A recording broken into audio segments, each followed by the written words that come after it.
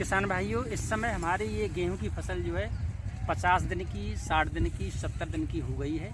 इस समय गेहूं की फसल में बाली लगभग कोथ में है और कोथ में बाली जब बनती है तो इस तरह का ये जो है हमारा ये झंडा पत्ती यानी फ्लैग पत्ती जो है ये इसकी बनती है और मुख्यतः भोजन बनाने का यही काम करती है। मैं आज आपको एक ऐसा छिड़काव बताऊंगा जिसकी लागत मुश्किल से 200 रुपये 250 रुपये प्रति एकड़ है और ऐसा करने से आपने अगर इसका प्रयोग किया तो आपके गेहूं की फसल में 5-6 कुंटल गेहूं प्रति एकड़ पड़ सकता है, जिसकी यदि लागत लगाई जाए तो लगभग 12-14 हज़ार रुपये इसका जो मतलब आपको आमदनी बढ़ सकती है। आज जो इसके लिए आपको कौन से उर्वरक का प्रयोग करना है, उर्वरक कहाँ से मिलेगा और उर्वरक कितना डालना है, किस विधि से डालना है, ये सारी बातें मैं आपने वीडियो के माध्यम से बताता हूँ। साथियों, आपका स्वागत है हमारे YouTube चैनल कृषि दर्पण में।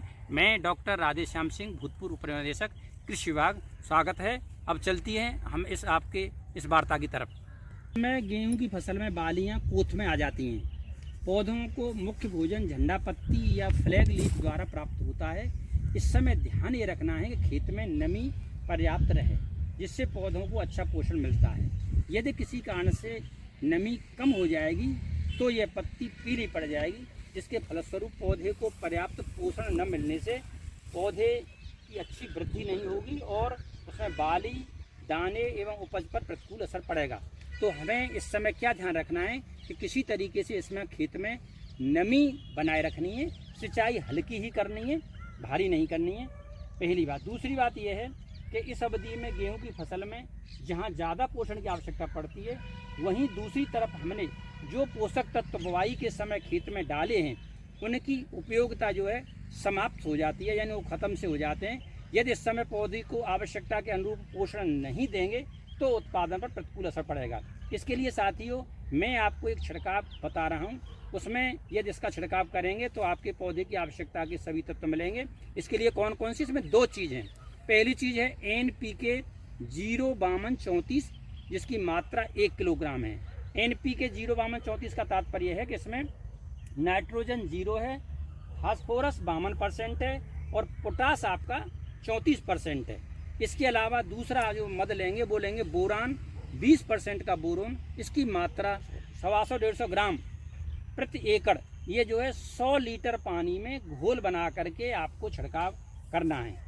ऐसा करने से हमें फ़ायदा क्या मिलेगा, इससे छिड़काव से जैसे जहाँ एक तरफ हमारे फास्फोरस और पोटास और बोरोन की पूर्ति होगी, उससे हमारा तना मजबूत होगा, दाने का साइज बढ़ेगा, दानों की संख्या में वृद्धि होगी और दानों की क्वालिटी सुधरेगी।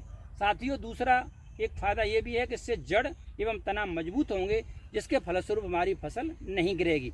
अब साथियों बात करते हैं, ये फसल जैसे हमारा किसी तरीके से 80-90 दिन की हो जाए, उस समय हम एक ऐसा नुस्खा आपको बता रहे हैं, यदि वो भी आप प्रयोग कर लेंगे तो उसके बहुत बेहतरीन परिणाम होंगे।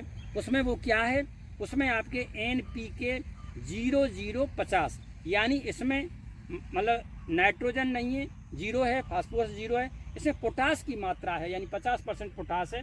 इसकी मात्रा कितनी लगेगी, 1 एकड़ में ये जो है 1 किलोग्राम मात्रा लगेगी, जिसको 100 लीटर पानी में घोल बना करके छिड़काव करना है।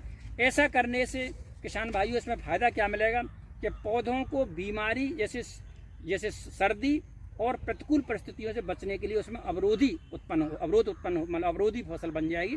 दूसरा यह है कि इसके प्रयोग करने से तना मजबूत होगा, जिससे फसल को गिरने से बचाएगा। तीसरा यह है कि शर्करा एवं स्टार्च का निर्माण और पौधे के अंदर जो मतलब स्टार्च एवं शर्करा का निर्माण अधिक होगा और पौधे के अंदर इसके आवागमन में ये सहायक होगा। अगला यह है कि गेहूं में दाने का आकार बढ़ेगा। अगली फायदा यह है कि नाइट्रोजन एवं फास्फोरस के उपयोग यानी प्रभाव को ये संतुलित करेगा और पौधे को पानी के उपयोग में नियंत्रित करेगा।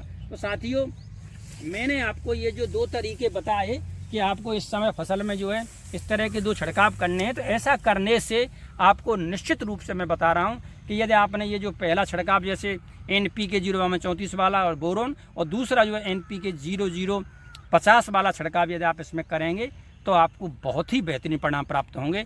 तो मुझे आशा ही नहीं विश्वास है कि आप इस वार्ता से सीख करके और आप इसमें प्रयोग करेंगे तो आपके उत्पादन में, गेहूं के उत्पादन बहुत अच्छी वृद्धि होगी। धन्यवाद साथियों, जय जवान जय किसान, नमस्कार साथियों, जय हिंद।